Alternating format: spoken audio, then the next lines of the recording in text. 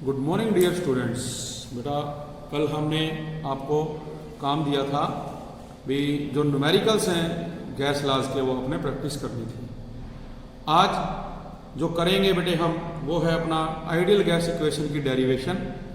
First मैंने इसमें आपको करवाई थी जो क्या है अल्टरनेट मेथड होता है। आज जो डेरिवेशन ऑफ आइडियल गैस है वो हम एक दूसरे तरीके से करेंगे। Derivation of ideal gas equation। तो इसमें देखिए बेटे जो हमारे पास गैस इक्वेशन है उसको हम एक्सप्रेस करेंगे। जैसे कि आपने देखा भी जो बॉयल्स लॉ है, बॉयल्स लॉ उसमें आपने एक्सप्रेशन किया था P1 V1 equal to P2 V2। इसी प्रकार से जो बेटे चार्ल्स लॉ था उसमें जो अपन ने क्या किया था रिलेशनशिप टेम्परेचर और वॉल्यूम में वो था V1/T1 V2/T2।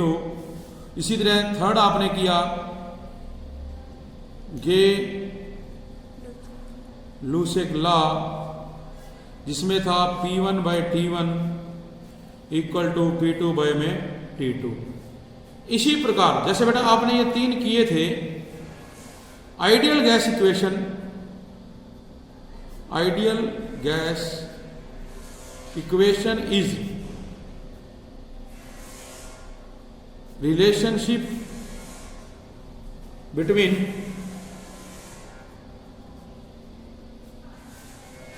Volume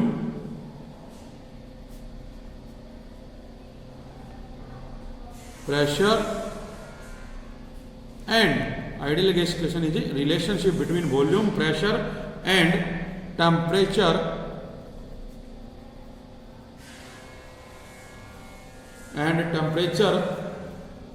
of a gas. तो इसको हम कैसे लिखेंगे? It is stated as under P1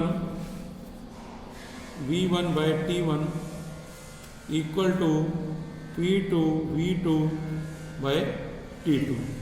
इस तरह से हम इस इक्वेशन को बेटा क्या करेंगे जिसमें आप प्रेशर वॉल्यूम और जो टेम्परेचर है उसका रिलेशनशिप करोगे। तो अब हम इसे डिराइव करने के लिए जो करेंगे उसमें आप क्या देखोगे, हम कंसीडर करेंगे एक गैस, कंसीडर ए गैस हम कंसीडर कर रहे हैं in a cylinder fitted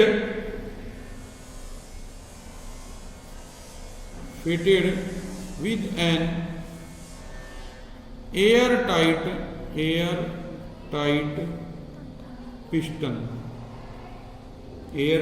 piston. तो इसमें क्या देखते हैं आप, जो इनिशियल टेम्परेचर T1, वॉल्यूम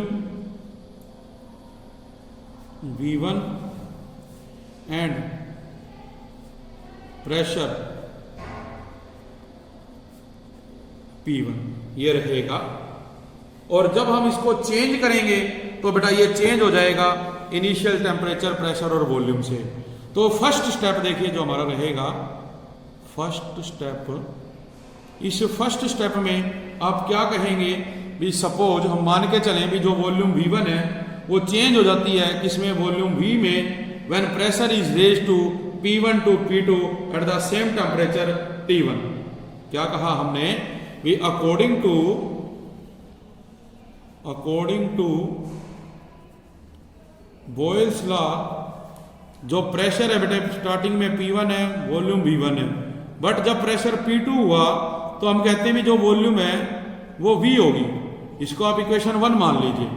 हमारे पास ये इक्वेशन आ गई P1 V1 is equal to P2 into में V। ठीक है बेटे।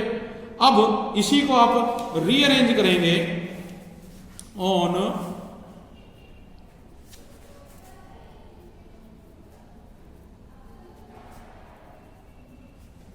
रीअरेंजिंग, जो V है P1 V1 बाय P2 इसके बराबर आ गया। देखो इक्वेशन नंबर 2 हो गया आपके पास भी, उसको हमने थोड़ा सा रीअरेंज कर दिया।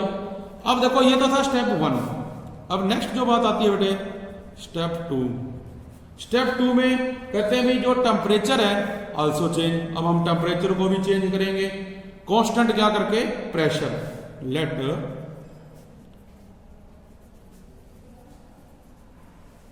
Temperature be also changed to T2 at constant pressure P2। तो इससे क्या होगा देखो, according to Charles law, Charles law में देखो क्या था बेटा, V1 हम पढ़ चुके हैं। देखो चार्ल्स लॉ क्या था, V1 by T1 equal to V2 by T2। अब अपने पास क्या है, जो वॉल्यूम है वो V है और डिवाइड बाय टेम्परेचर कितना था T1 इज इक्वल टू जो वॉल्यूम चेंज हुई वो V2 है और टेम्परेचर क्या है T2 है। इट मीन्स आप इसको रीअरेंज करेंगे, इक्वेशन नंबर 3 रीअरेंज करोगे ऑन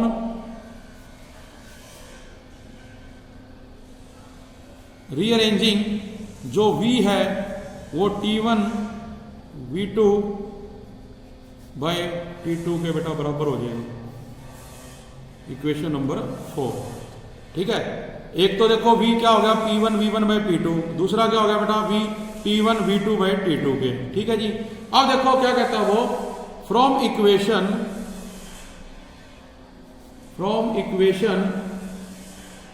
कौन सी है बेटा, 2 ये वाली एंड 4 ये वाली। हम 2 और 4 को कंपेयर करें from equation 2 and 4 on comparing. आप देखेंगे भी इस V में P1 V1 बाय P2 है और यहां V में T1 V2 बाय T2 है। तो मैं इस V में या तो ये वैल्यू पुट कर दूं या इस V में, तो दोनों बराबर हो जाएंगे। तो क्या आ जाएगा देखो, P1 V1 bye P2 equal to T1 V2 bye T2, ये आ गया अपने पास। और अब आप क्या करो, इसको थोड़ा सा और अरेंज करो। कैसे, 1 वाले एक तरफ कर दो, P1 ऊपर है V1 ऊपर है, नीचे T1 ले जाओ, P2 ऊपर ले जाओ P2, ये क्या हो गया बेटा V2। देखो ये इक्वेशन बनी हमारी कंपेयर करने पे। तो हम अब क्या करेंगे, 1 वाले एक तरफ कर लेते हैं। तो P1 V1 के नीचे T1 आ गया और P2 V2 के नीचे T2 आ गया। और हमने स्टार्टिंग में क्या कहा था, आपने स्टार्टिंग में यही कहा था भी यही रिजल्ट आपने देखो क्या करना है, प्रूव करना है। तो अब इसको आप क्या लिख सकते हो, अब P1 V1 by T1 is equal to P2 V2 by T2 हम लिख सकते हैं PV by T is equal to constant.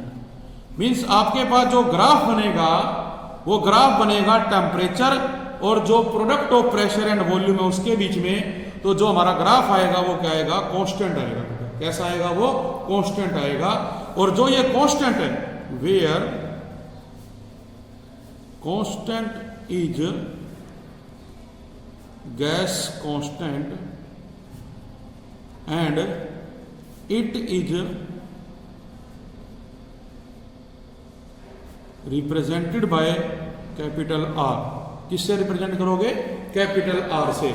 और and is called gas constant. क्या कहलाएगा, gas constant. Its value is 0.0821 litre atmosphere degree per mole. ठीक है, atmosphere degree per मोल, हम इसको इसके बराबर मान के चलते हैं। तो with the help of gas equation it is possible to find the volume of a gas. ये पॉसिबल है, ये हम किसी भी गैस का वॉल्यूम निकाल सकते हैं when it's pressure and temperature change simultaneous, साथ साथ जो उसका प्रेशर और टेम्परेचर वो क्या होगा, चेंज होगा। तो ये हमारे पास क्या आइडियल गैस इक्वेशन रहेगी बेटे, ठीक है। एक इसी में जो चीज अपने को पता है देखो, वो आपने बेटा याद रखनी है भी, एक तो होता है एसटीपी और एक क्या होता है एनटीपी, ठीक है। एक क्या होता है बेटा एएमटीपी। तो एसटीपी क्या होता है, स्टैंडर्ड टेम्परेचर प्रेशर। एनटीपी क्या होता है, normal temperature pressure. STP standard temperature pressure, NTP normal temperature pressure. और ये होता है बेटा ambient temperature pressure, ambient temperature pressure.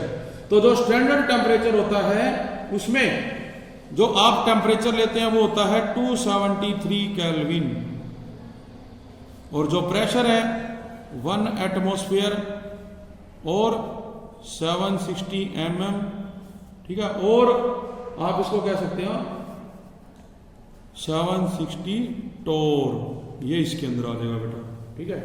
और जबकि जो हमारे पास नॉर्मल टेम्परेचर प्रेशर होता है उसमें जो बात की जाएगी बेटे, वो आप किसकी बात करेंगे भी, नॉर्मल टेम्परेचर प्रेशर पे भी प्रेशर इतना ही रहेगा और जो कंडीशन है वो हमारी क्या होंगी, चेंज हो जाएंगी। तो नॉर्मल टेम्परेचर प्रेशर ये रहेगा। इसके बेस पे हम देखेंगे भी जो गैस कांस्टेंट होता है बेटा आर, इसकी अलग अलग जो वैल्यूज होती हैं वो यूज होती हैं इसके अंदर। तो जो अलग अलग वैल्यूज हैं उसके ऊपर अलग अलग चीजें इसके अंदर आप लोग देखेंगे। तो देखो बेटा इस टॉपिक पे बेस पे जो हम न्यूमेरिकल करेंगे, क्वेश्चन आपको दिया हुआ है। क्वेश्चन क्या है, ए सैंपल ऑफ गैस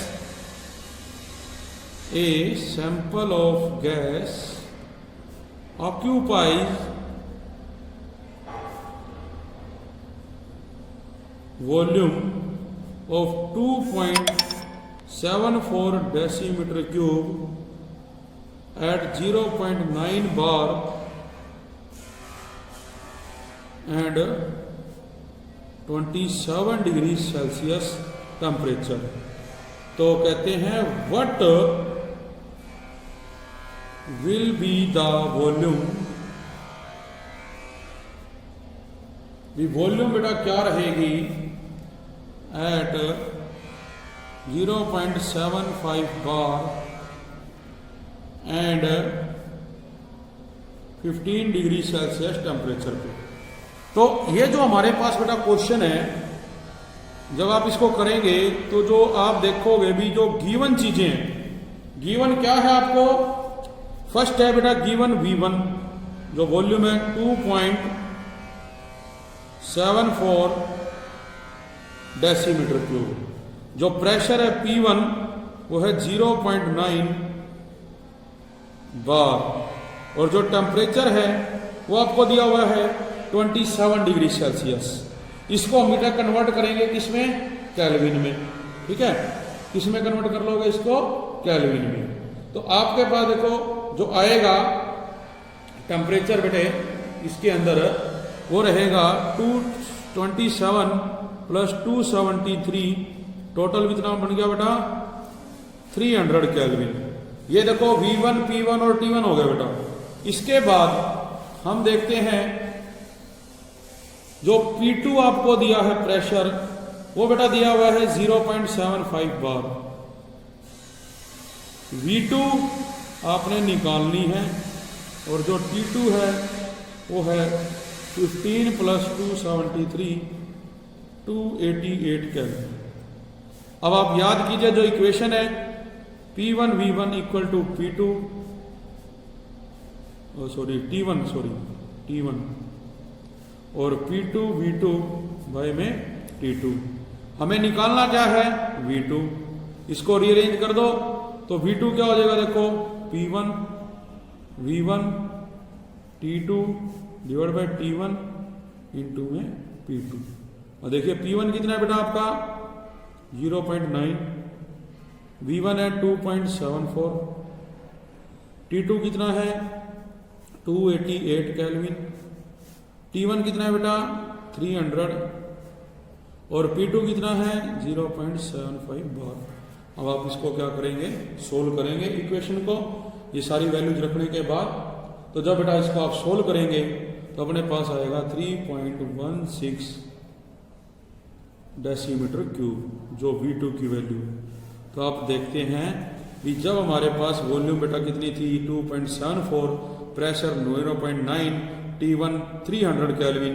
जब हमने प्रेशर क्या कर दिया 0.7 बार, V2 बतानी थी, जबकि T2 कितना हो गया 288 केल्विन। अब देखो टेम्परेचर भी कम है, जो प्रेशर है वो भी बेटे कम है, तो वॉल्यूम क्या होगी हमारे पास बढ़ गई 3.16 डेसीमीटर क्यूब हो गया, जो कि पहले क्या थी आपके पास 2.74 डेसीमीटर क्यूब थी। तो इस तरह से ये न्यूमेरिकल आपके पास है। और भी जो न्यूमेरिकल है बेटा उसके अंदर आप लोगों ने ऐसे ही इसको करना है।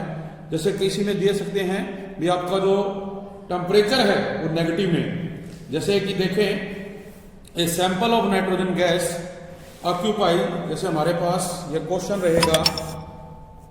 इस क्वेश्चन में बेटा देखो आप एक सैंपल ऑफ नाइट्रोजन गैस है जो ऑक्यूपाई करता है volume of 1.0 decimetre cube at a pressure of 0.5 bar and at 40 degree Celsius.